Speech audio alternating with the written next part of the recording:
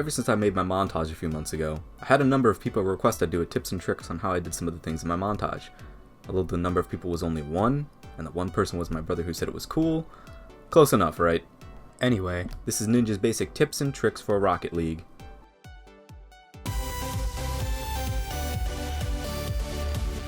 Being able to hit the ball consistently is probably the most important thing you have to do in Rocket League. Hitting the ball is all about timing, positioning, and sometimes a bit of luck. Honestly, it shouldn't be too difficult to hit the ball, but as the ball gets faster, and sometimes even slower, you might get more likely to miss. The main problem I've noticed new players run into is they jump under the ball, which makes them miss harder than Helen Keller at a cornhole tournament. Instead of jumping under the ball, jump into it. Jumping just before you get to the ball will get you more consistent hits. Dodging into the ball gives it even more power too. Also, don't be afraid to slow down or speed up to get to the ball and land a hit. Doing the striker training will help you get a hang of hitting the ball in various scenarios as well. Don't worry too much about shooting the ball into the goal as much as just hitting the ball. Do all 3 striker training to practice hitting the ball at different speeds until you feel confident enough to start taking shots.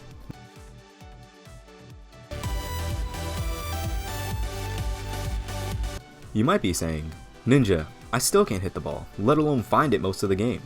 This is another problem a lot of players run into, so don't worry, you're not alone.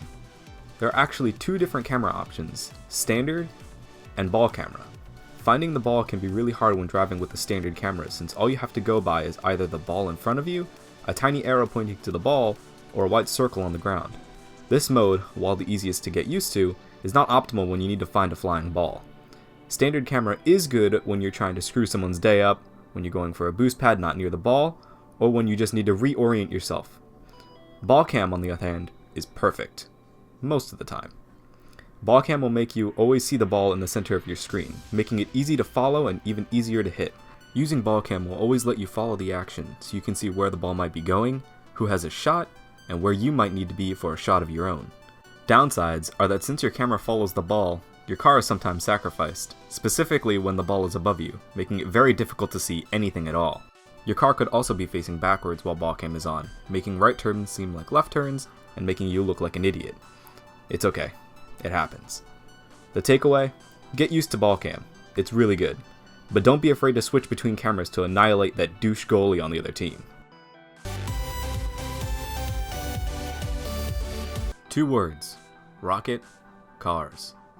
If that doesn't explain this enough, then I don't know what will.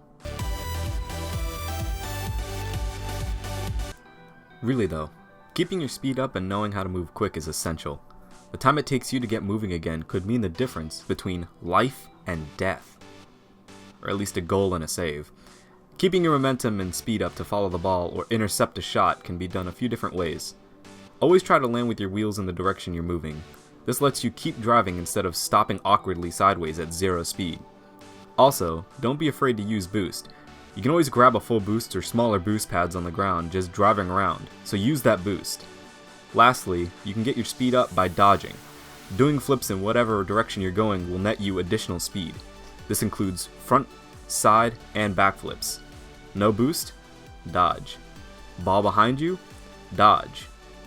Doing about 2 to 3 flips will put you in supersonic speed, getting you just as fast as that guy using boost. So when in doubt, just dodge.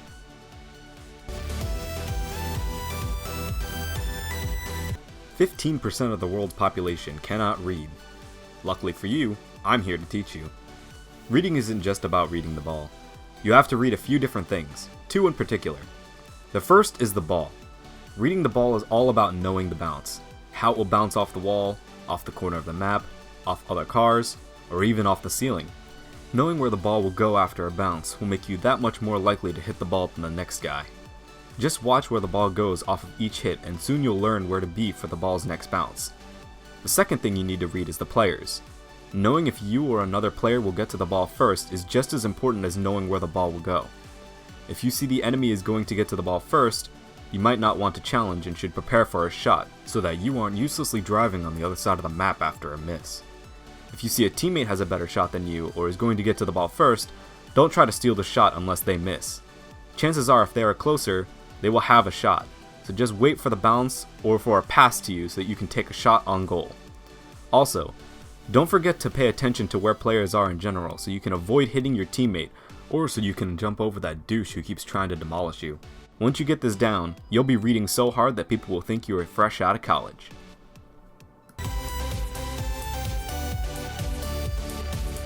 If you don't take anything else away from this video, at least follow this tip. Keep playing. You'll meet players that can do things that you would never even think was possible. They'll make awe-inspiring shots, epic saves, and insane aerials. You'll think that you'll never get there, but you will. Just keep playing.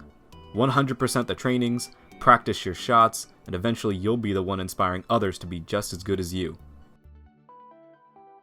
Or you'll just miss an easy shot. Whatever comes first.